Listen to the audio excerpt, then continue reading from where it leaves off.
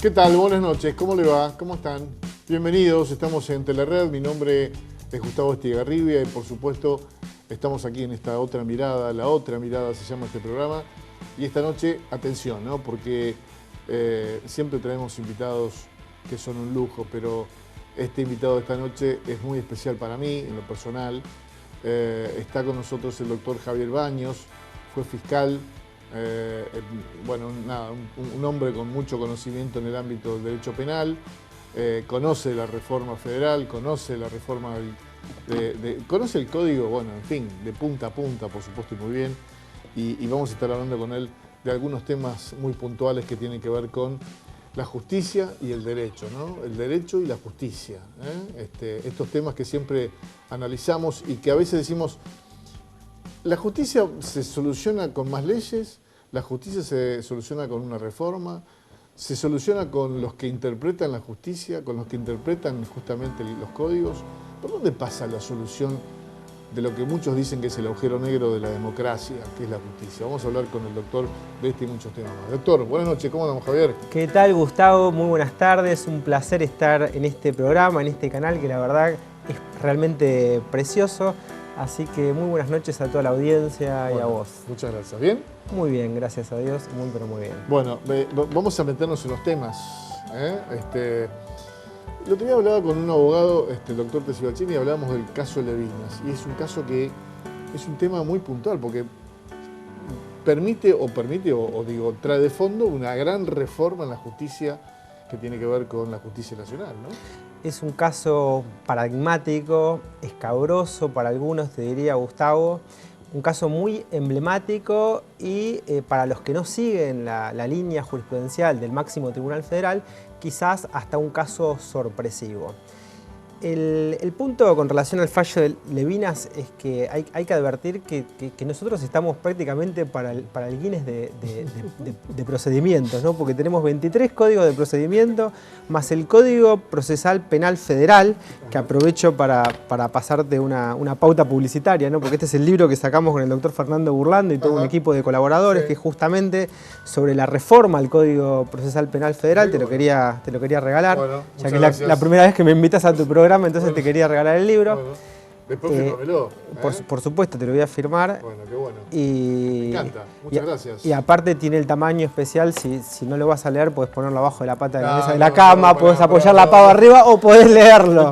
Puedes hacer todo lo que quieras. Bueno, nada, te decía, estamos para el Guinness de procedimientos. ¿Por qué? Porque tenemos 23 provincias, cada una con su código de procedimiento. Y cuando nosotros queríamos darle clases de posgrado, de doctorado a los brasileños, tratábamos de explicarle nuestro procedimiento penal y la verdad que a veces te quedás pasmado. ¿Por qué? Porque vos le tenés que decir, mirá, cruzando General Paz, o sea, haces 20 metros cuadrados alrededor de General Paz y tenés una justicia contravencional de la Ciudad Autónoma de Buenos Aires, una justicia federal, que es la que rige en todo el país, una justicia nacional con competencia criminal y correccional, que es la que rige en la Ciudad Autónoma de Buenos Aires para los delitos ordinarios que no fueron transferidos a la justicia de la Ciudad Autónoma de Buenos Aires.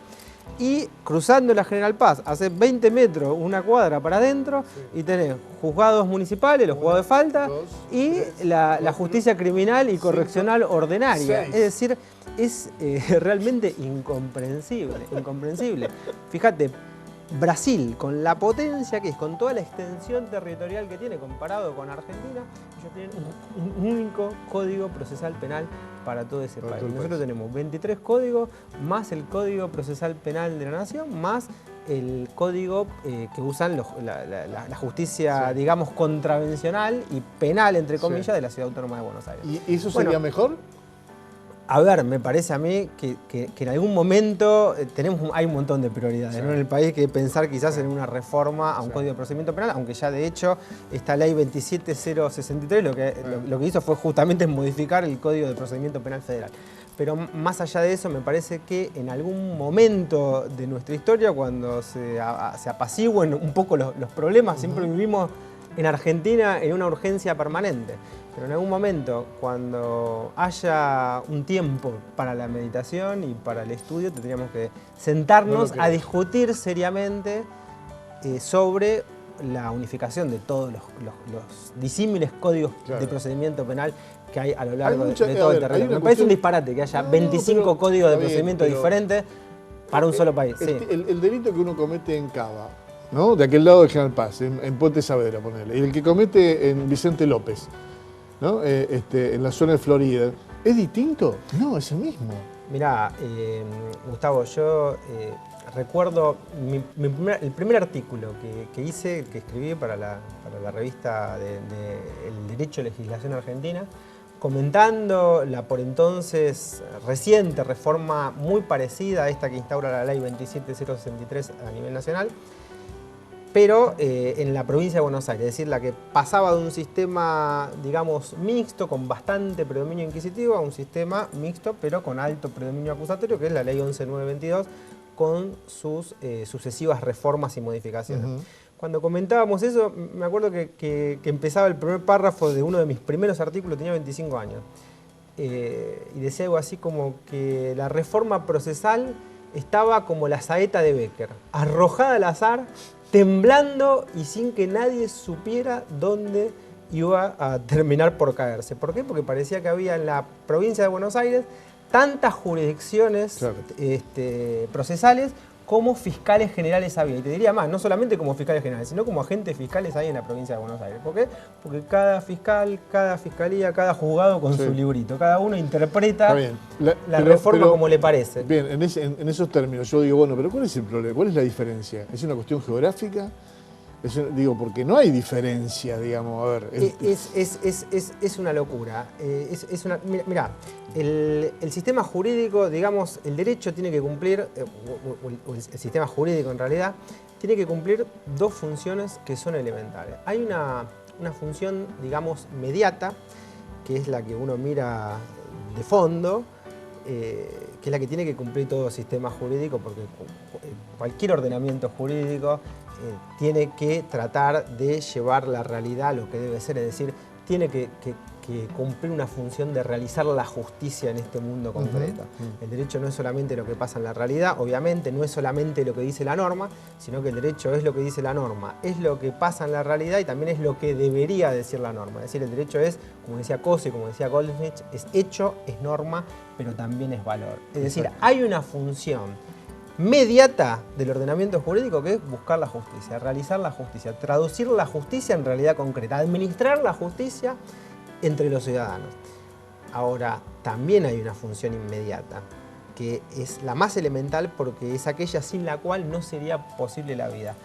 Carlos Santiago Nino, un gran jurista argentino, decía que el derecho es tan esencial como el aire respirable. Y uno de los máximos exponentes, sacando a Zaffaroni, ¿no?, que es contemporáneo nuestro y aparte es un amigo, pero uno de los máximos exponentes del derecho penal argentino, que fue el profesor Sebastián Solar, decía que no había acción humana posible sin cálculo jurídico. ¿Por qué no hay acción humana posible sin cálculo jurídico? ¿Por qué es, como decía Nino, el derecho algo tan esencial como el aire respirable? Sencillo, Gustavo, porque sin derecho no habría reglas y sin reglas no podríamos prever ni siquiera mínimamente cuál sería el comportamiento de nuestro semejante. Si yo te digo, no sé, voy a estar acá a las 7 para un programa de televisión y yo no estoy a las 7, vos no sabés a qué atenerte. Si vos vas a la librería a comprar ese libro y le das la plata al librero y el librero después no te da ese libro, vos no sabés a qué atenerte. Cualquier persona normal no se casa, no va a comprar ni a vender una casa, ni a construir un edificio, ni a buscar plata a un cajero automático, ni a comprar un paquete de cigarrillos, sino tiene unas razonables expectativas de que su mujer no lo va a engañar, de que el kiosquero le va a dar los cigarrillos, que el librero le va a dar el libro. ¿Por qué? Porque el derecho es tan esencial como el aire respirable. Vos tenés que garantizar... Está en todas partes y tenés que... es como el aire, está en todas partes. Claro. Esa también es una expresión de Carlos Santiago Nino. Sí, sí. ¿Por qué? Porque vos antes de actuar tenés que calcular mínimamente cómo se va a comportar el otro. Porque no vivimos solos ni aislados. Seguro. Pero yo creo que el derecho está hasta inclusive en la palabra Dios.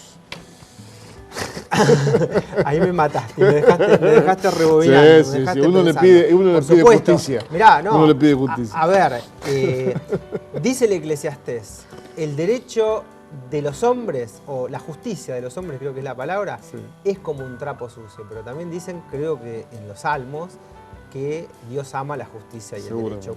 Con lo cual hay que creer. Mira, hay una anécdota muy interesante de Piero Calamandrei, gran procesalista sí, claro, italiano, uno de los más grandes, según mi modo de ver las cosas, ¿no? Que él decía que la justicia era algo así como esos magos que estaban adentro de la lámpara. Él decía, ¿viste el mago que sale de la lámpara? Sí, Dice, claro. bueno, para que salga el mago hay que frotar la lámpara. Es decir, vos tenés que pedir justicia en los tribunales, tenés que ir, presentar escritos, presentar la demanda, contestarla, hacer peticiones, tenés que trabajar de abogado, tenés que litigar. Pero no solamente hay que frotar la lámpara, decía Piero Calamandrei. Decía, hay que frotar la lámpara, pero hay que creer que el mago está dentro de la lámpara, si no el mago no sale. Es decir, el que no cree en la justicia nunca la va a poder pedir, ni recibir, ni dar. ¿Qué diría el maestro Zaffaroni de esto?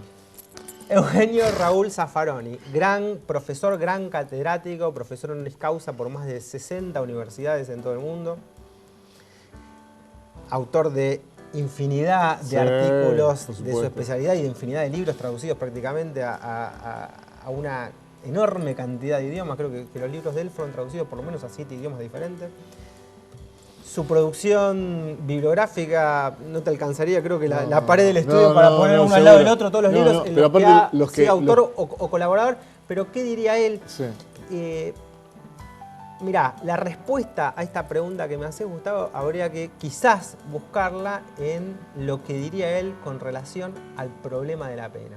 Porque vos sabés que frente al problema de la pena, que es en el fondo el problema relacionado con la cuestión penal, hay dos grandes posiciones en la doctrina. Hay algunos autores que creen en la pena, que la legitiman, que tratan de buscarle una función positiva, y hay otros autores directamente que no creen en la pena, no le encuentran ninguna función positiva y caen en lo que él denominaba discursos negativos y agnósticos de la pena. Y Raúl, a partir de los años 2000, cuando él modifica su tratado y después en base a esa modificación de su tratado saca su nuevo manual de derecho penal y después el librito ese chiquitito de estructuras de derecho que viene con un CD muy interesante y muy recomendable para los alumnos, él parte de una concepción negativa y agnóstica. Concepción negativa y agnóstica que quizás la tome de un gran catedrático que fue el profesor Alexandro Barata de la Universidad de Cerlandés, que en 1986 trata de resistematizar todos los discursos sobre la cuestión penal que Janton Bauer había subclasificado en 1840 en teorías justas y teorías útiles. Vos sabés que frente al problema de la pena, los autores que creen en la pena, para algunos dicen, bueno, la pena hay que imponerla por una razón de justicia. Después veremos si eso es una razón de justicia divina, moral, jurídica. Pero hay otros autores que dicen, no hay que imponer la pena por una razón de justicia, sino que hay que imponer la pena para mirar al futuro, para tratar de que en el futuro no se sigan cometiendo delitos. Teoría de la prevención. ¿Tiene razón la pena? Bueno, en este punto acá los autores no se ponen de acuerdo. Desde Caín y Abel se viene discutiendo sobre la pena. Claramente no nos vamos a poner nosotros de acuerdo en 5 minutos de posición. Pero te digo, algunos autores legitiman la pena y otros no. ¿Qué dicen los que no? Y vuelvo a Alexandro Barata. ¿Vos viste esa pirámide que nos enseñan en la primaria? La famosa pirámide. La pirámide de Kelsen, el constituyente haciendo la constitución, el legislador haciendo las leyes, el poder judicial interpretando esas leyes que hizo el legislador y el poder ejecutivo ejecutando esas leyes que interpreta el poder judicial. Bueno, dice Barata, en la praxis hay que invertirle radicalmente esa pirámide. ¿Por qué? Porque ¿quién es el que tiene el primer contacto con el mundo de la delincuencia? El legislador, que es el... No el legislador, no. ¿Quién tiene el primer contacto con el mundo de la delincuencia? La tiene, Gustavo, el policía, las agencias policiales. ¿Quién agarra al ladrón, al delincuente y se lo lleva a presencia del fiscal? Claro. Se lo lleva el policía. Y dice, el policía no elige a cualquiera para llevarse a presencia del fiscal. ¿A quién elige? Elige a las personas que son más vulnerables. ¿Por qué? Porque no se puede meter con un pez gordo. Se puede meter con un pez mediano o con un pez chiquitito. Sí, claro. El pez gordo rompe la telaraña del Poder Judicial. Y pone ejemplo, fíjense, si una persona muy poderosa... A ver, vamos, no hace falta hacer un gran proyecto de investigación para darte cuenta, y esto es una verdad de perogrullo, que si vos caminás por los pasillos de una unidad carcelaria y mirás para los costados, vas a ver gente de en su gran mayoría, 98, 99, 99,5% personas de muy bajos recursos. En Argentina son gente proveniente de los barrios de emergencia, de las, entre comillas, Villa Miseria, como le llamamos nosotros. En Brasil será gente proveniente de las favelas. En Estados Unidos serán inmigrantes ilegales, serán latinos, serán gente de color, pero siempre, por lo general, no se trata de multimillonarios, la gente que claro. Convive en esos ámbitos carcelarios. Vos me dirás, no, cuando este multimillonario asesina a su esposa en una plaza pública, de eso toman nota todos los medios de comunicación, hay 2 docenas de testigos y encima mientras su esposa se está muriendo, en vez de llamar a una ambulancia, llama a sus abogados y eso queda registrado en el sistema de la fiscalía, ese también va a ser sometido al sistema penal y ese también va a ir a parar a la unidad carcelaria. ¿Por qué? Por pobre no, por estúpido. Acaba de cometer un delito muy torpe y además de eso tomaron nota los medios de comunicación. Ahora, cuando un intendente, nos ha pasado en Morón, cuando un gobernador pasó en Brasil, cuando un vicepresidente ha pasado en Argentina, cuando un presidente ha pasado en Argentina y estamos a milímetros de que vuelva a pasar, es sometido al sistema penal, dice Barata, Alexandro Barata, esto es criminología crítica, Sí, sí.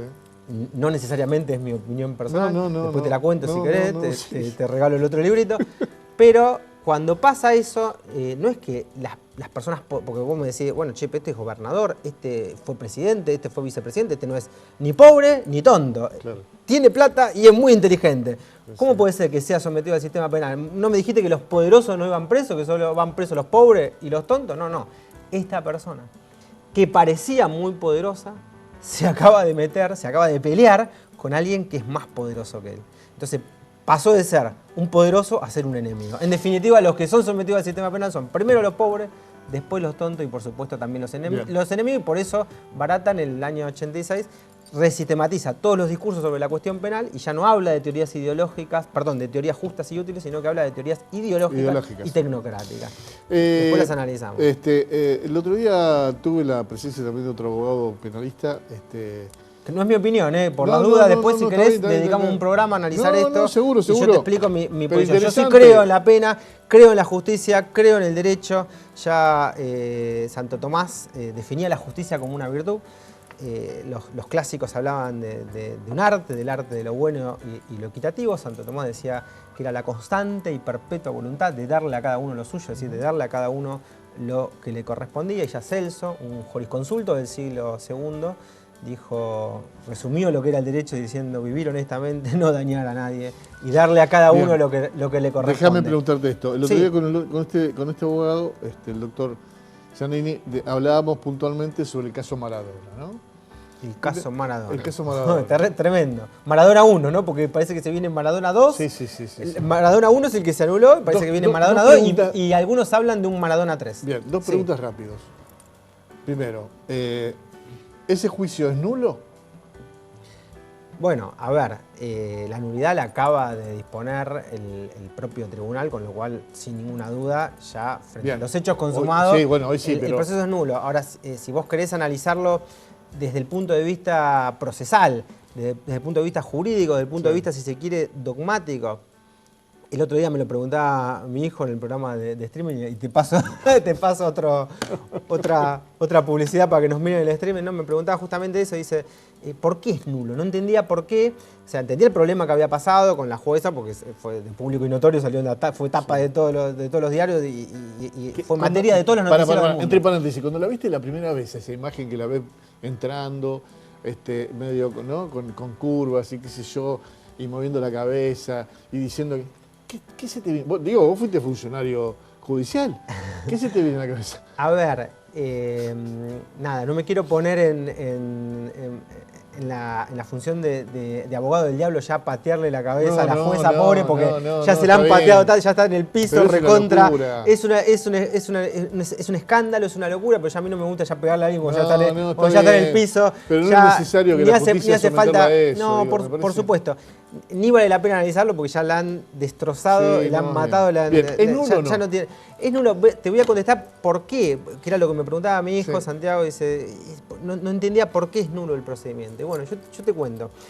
a propósito también de esta reforma y de la reforma que vivió hace muchísimos años la provincia de Buenos Aires cuando se muda de un sistema mixto con predominio inquisitivo a un sistema acusatorio.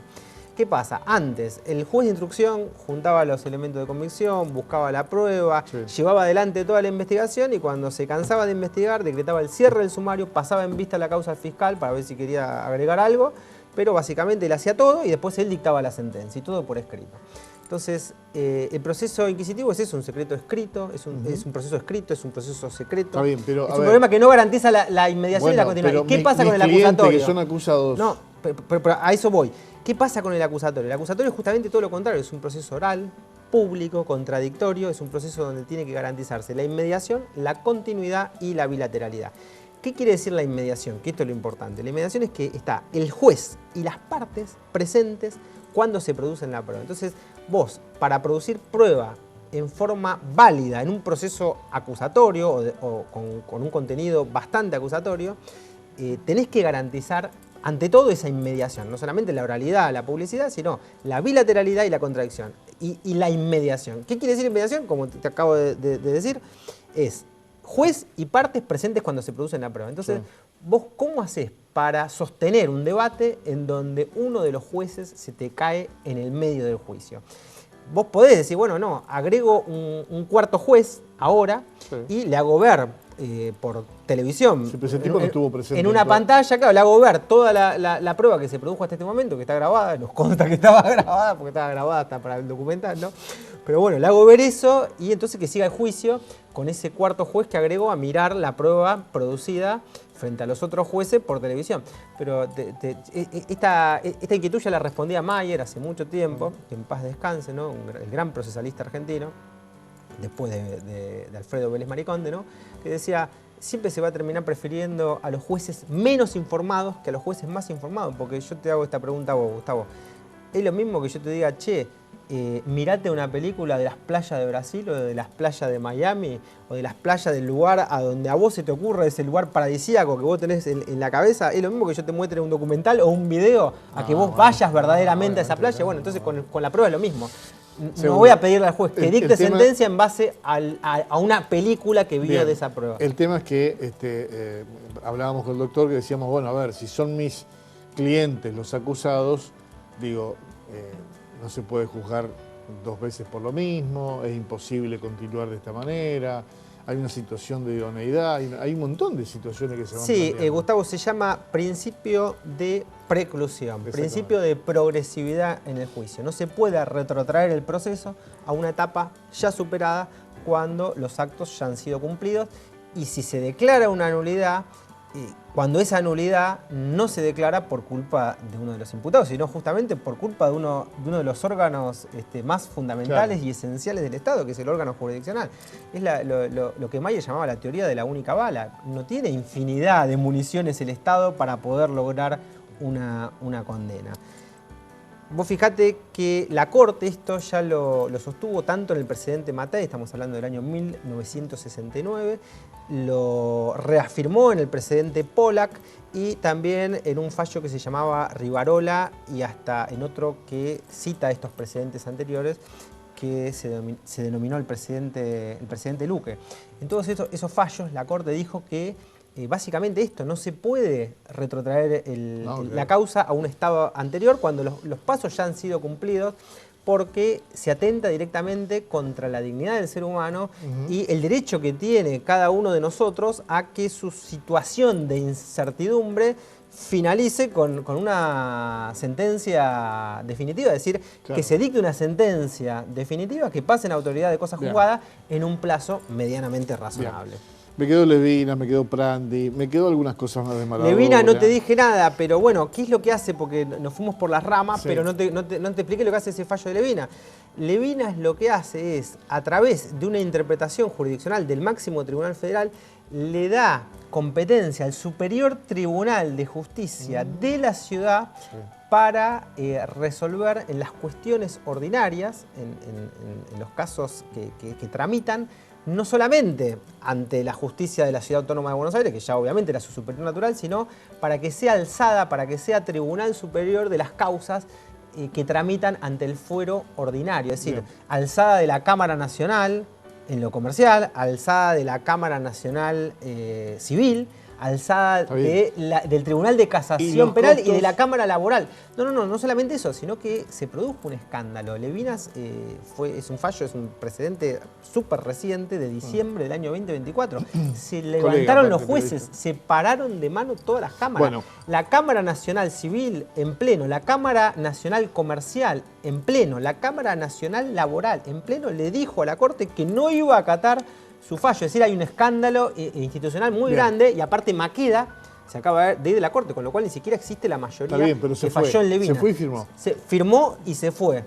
Bueno, me queda un minuto nada más, me dicen desde los controles y quiero... Pero no haber aburrido, ni haber sido demasiado... No, al contrario, pero se nos pasó muy rápido el tiempo. Y tenemos un montón de cosas, pero muchas me cosas, gustaría muchas cosas. Que vuelvas en Por algún supuesto, momento, cuando me invites. La bien, primera vez que me invitas. No, queda pendiente y no mucho, porque quiero hablar de los procesos penales, de la reforma federal. Del fallo Levinas, que no hablamos, solamente dimos unas pinceladas. No hablamos de nada, tocamos temas todos, pero en ninguno pudimos profundizar. Pero lo importante es que podemos... que estoy invitado, ampliar, me comprometo. Ampliar. Vamos a ampliar y me comprometo. Espero que vengas. Por supuesto. Espero que vengas. Si me invitan... Bueno, a ver, me queda después esto para decir... Después del programa es el asado, ¿no? Siempre. Bueno, a ver. Este es el... y me pasás el chivo para el streaming. Claro, exacto. Dos reyes. Muy bien. Bueno, pará. Código Procesal Penal, síntesis de la reforma federal y base para la aplicación del nuevo proceso penal. Burlando Baños, ahí está Burlando. Fernando Burlando, que todos conocemos. El gran abogado argentino. Muy mediático, Fernando. Muy mediático, muy buen, excelente abogado. Hay que sacarse el sombrero. Es para aprender y también está la hija, Delfina Burlando, también es parte de ese libro. Bueno, muchas gracias por venir, Javier. Y todo un equipo, ¿no? Muchas gracias a vos, la verdad que me encantó. Bueno, felicitaciones por el canal, por el programa, por todo, por las instalaciones, la verdad, realmente sorprendente. Unas felicitaciones especiales para Ángel Padula, ¿no? Que creo que es el dueño de este gran canal. Muchas gracias. Bueno, en la continuidad del canal provincial aquí en Telered, vamos con toda la programación de siempre. Muchas gracias por acompañarnos. No se olvide, vos que sos estudiante de Derecho, andate a la librería que tenga cerca y preguntá por el libro del doctor Burlando y el doctor Baños, Código Procesal Penal, síntesis de la reforma federal y bases para la aplicación del nuevo proceso penal. Acordate, andá a buscarlo y compralo. Nos encontramos Dios mediante la próxima semana, como siempre. Muchas gracias al canal, gracias Gaby en los controles y por supuesto gracias a ustedes que nos acompañaron. Espero que haya sido una linda propuesta. A mí me encantó tener al doctor Baños aquí en este programa, La Otra Mirada. Muchas gracias, hasta la próxima semana.